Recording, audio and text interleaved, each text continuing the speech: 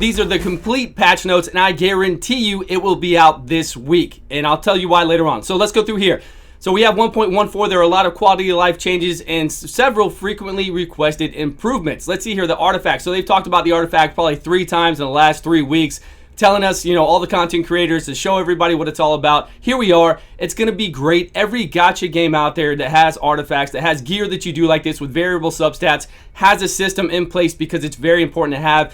I'm very excited. I hope you're excited about it too. It's going to make it much easier to equip your champions, to make them stronger, because there's so much gear. You're going to be able to look here and see what you need, and you're going to be able to equip it. I cannot wait to test this out, equip my champions, especially for the gold rush that we have going on right now, or any other tournaments that we do. This is going to be fantastic. And for my main account, I cannot wait. I cannot tell you. So also here, we're going to get an improved roster space of 200. This is insane. This is needed, and I hope it doesn't stop. Actually, you know what? I'm gonna make sure it doesn't stop, because I'm just gonna keep bombarding them in the back channels and say, hey, look, 1.15 needs to have 200 more, 100 more, and you need to keep doing it for quite a while, because we still can't have one of every champion with this, as well as do summons, as well as have some food stored up or anything else that we make. So we need more, but I cannot wait to get this 200. It's a lifesaver for me. I haven't wanted to play because I can't summon. I can't really move anything around on my account. Now with this additional 200, however much it's going to cost us, probably like $1 million, we're going to have space to do that with. So I'm excited about that. We do have this boss counter here. Not a big thing for me, but a good quality of life, right? It's nice to see the damage we're doing, what turn we're on, how far we're making it. It's cool. It's cool to have. I don't mind it. I'm glad it's here. It looks actually pretty interesting. So good job on that one. We have our regular champion stuff that we talked about earlier in the week. There aren't that many in here, really. I was expecting a lot more, but the ones that are changed are pretty good. Lord Champer is going to be amazing. His A1 decreases defense by 60%. His AoE on his A2 does a decreased attack, and then on top of that, all his abilities do damage based off of his max HP, which is pretty damn insane. And then he has a shield buff on himself for 20% of his max HP every turn, and whenever you hit him, he'll apply a slow speed on you of only 15%, but still, he's got so much going for him. He's going to be great. I've got him at level 60, and I'm ready to play him, so we'll do guides on him as well. Mashald, I unfortunately don't have. He's the bat-looking vampire guy with wings that nobody's ever played, but he's gonna be super good now. I think super overpowered. He attacks one enemy, and then he'll attack everybody if there's a leech debuff out there, which is very cool. And then on his A2, he'll increase your speed of your whole team, increase your critical damage of your whole team for 2 turns, and then places True Fear and Leech on the enemy for 2 turns, which is really insane. It's on a low cooldown. He grants an extra turn after he does that, and then he'll come in and smack you, steal all your buffs, hit you really hard, put a heal reduction on you, put heals on himself, heal over time on himself, and then if you still have any buffs up, he's going to hit you for 50% additional damage.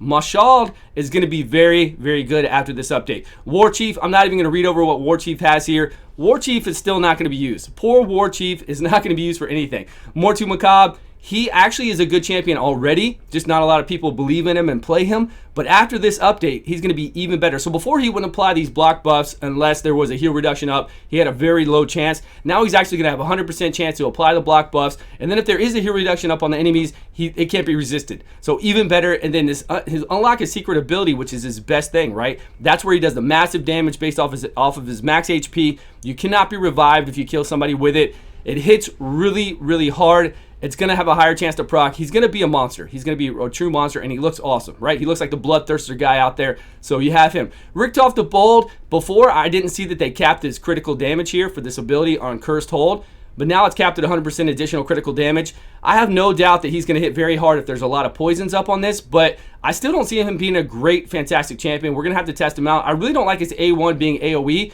but, we'll keep him in Faction Wars. We'll keep him with stun sets on, get him a whole bunch of critical damage. And now, I think he's going to be good for Ice Golems, because when you come into the side minions, you attack one person 3 times, you apply poisons, but you also apply poisons to everybody. So that's really good for Ice Golem, and then he's going to be able to nuke people right here. I think this ability is going to hit hard, sure. You get 100% additional critical damage, but how good? How good is it really going to be? I hope it's good. I have him at 60 as well, so look forward for those guides on him.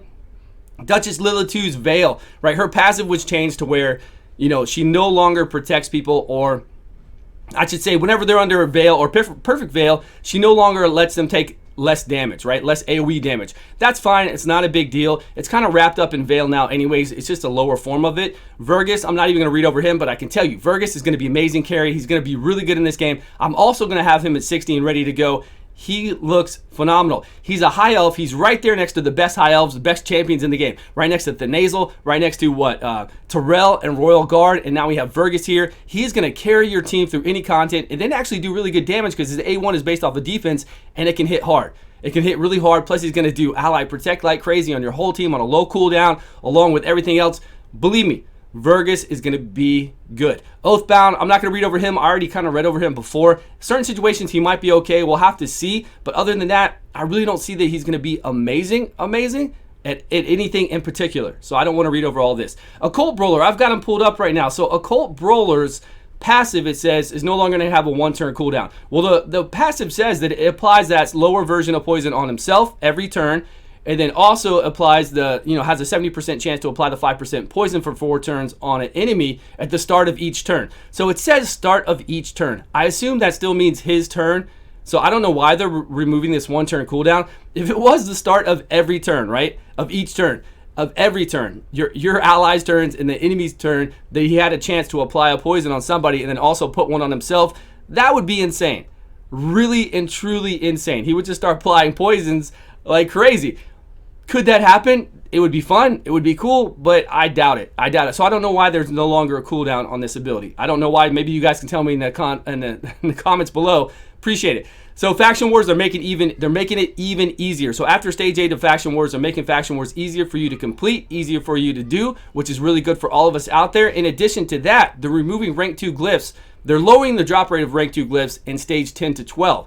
And then they're removing Rank 2 glyphs in stages 13 to 14, and they're increasing the ranks. The glyph ranks 3 and 4 will increase the drop rates on those. So good improvements all around for Faction Wars. We do appreciate that. Thank you. And the Platinum Miner, basically this Platinum right here, I'm not going to read through all this, but basically what it's trying to stop is boosting in Arena. If you haven't looked at Arena lately and seen that there's, the first place and second place are at 25,000 and the other people are around 8,000, whatever else. People are being boosted in Arena. I did a video on this weeks ago. You can look up Arena boosting in my search for my YouTube and you'll see that video, me talking about it before these rewards came into play, saying, hey, this is how people are going to boost. And I went up there. I went up to the top 10 of Platinum. I think I was number 5. I grabbed somebody and I just boosted them to compete and become number 1. And I said, this is what's going to happen. People are going to, and that's just me doing it. I said, if multiple friends do this to somebody, easy days to boost up in Arena. Now that rewards are going to be introduced like this, people are going to do it. And they've been doing it like crazy. Now, basically, after 10 times of attacking that one person over and over, within a 24-hour period, you're going to go on a 15-minute cooldown to attack them. Does that mean that you cannot boost? No. It's still going to be very easy to do if you have multiple people. If you're in a cluster of clans, if you have a lot of clan members, if you have a lot of people you deal with like I do, we could all get together and still do this very easily. So, I don't know. It's definitely not going to stop it. It's definitely not going to stop it. Clan Boss Revive changes. Now we told them, hey, when you're going to do the Clan Boss change at 50 rounds, make sure you include Block Revive because you know they're going to do a rebirth team, right? You know this is going to happen. We told them when this came out. So they didn't listen. People have been using rebirth teams now, and now they're finally adding it in there. Good job, Polarium. Thanks for not listening before, but now we're getting it in there now. So this Leech and Perfect Veil that I talked about earlier, Leech, basically the way Leech works is you put the debuff up on the enemy. Anybody on your team attacks them, they heal by 10% of the damage they do currently. Soon after this patch, they're going to heal by 18% of the damage they do. Will this mean that we can replace having lifesteal gear on? I hope so. That'd be really cool if we could go into the Clan Boss, get Leech up, even though it's taking up a debuff slot. I wish they'd kind of increase the debuff slot because, I don't know. We're giving up a debuff slot, but we're able to put different artifacts on. So we'll have to see how it plays out. Will 18% be able to heal us? I don't know. We'll see. This Veil and Perfect Veil, it kind of gimped Duchess Lilitu with what she did because she blocked way more AoE damage than this.